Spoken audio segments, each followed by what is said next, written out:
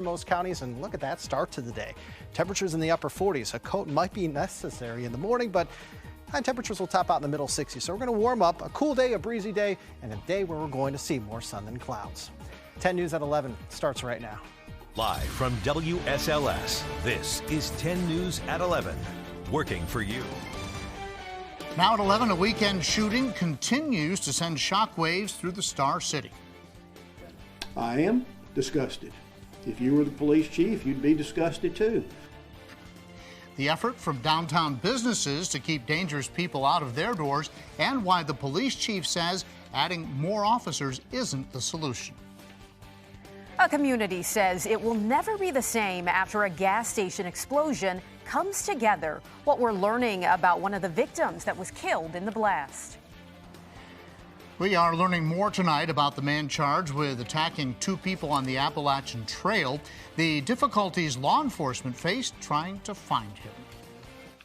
Some downtown Roanoke restaurant owners say enough is enough after a downtown shooting that left people running for their lives. Yeah, the weekend violence comes as business owners get ready for a busy summer season, and today Police Chief Tim Jones said more police officers won't solve the problem. 10 News reporter Shane Dwyer is in Roanoke tonight with why Chief Jones feels that way and what those businesses are doing. The shooting happened here on the corner of Market Square early Sunday morning after the bars let out, and now many people are saying they're afraid to come downtown. The downtown bars and businesses are responding.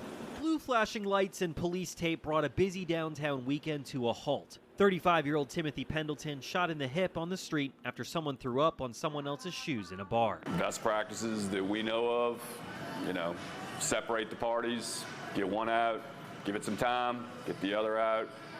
Everybody inside the building safe. Todd Lancaster owns Awful Arthur's and said his staff did exactly as they're trained to defuse the argument. He says the suspect and the victim came in separately after last call and were never even served a drink. They don't know why it escalated to this once they left his place. There should at least be 3 to 4 police officers within 2 blocks of this area, considering this is the central area of downtown. It's the busiest area of downtown. Donald Hines manages Fork in the Market. They had nothing to do with the shooting, and they haven't had issues inside their place. But they've been closing earlier and earlier, and recently added off-duty officers because of issues at other places. They want more police. Obviously, putting more police officers down there won't fix it, because this individual felt perfectly comfortable of walking through at least 10 to get a gun and shoot someone. But Chief Tim Jones says it's a culture issue, not a police one.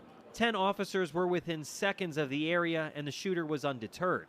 So both Fork and Awfuls have a plan of their own. To where we're all on the same page. Someone who causes an issue at one place and gets kicked out of that place won't be welcome at the others. They want late-night downtown spots to adopt the same rules and practices so that downtown can stay safe. Awfuls is adding off-duty officers too, and despite Chief saying no additional cops, they're hoping something can give.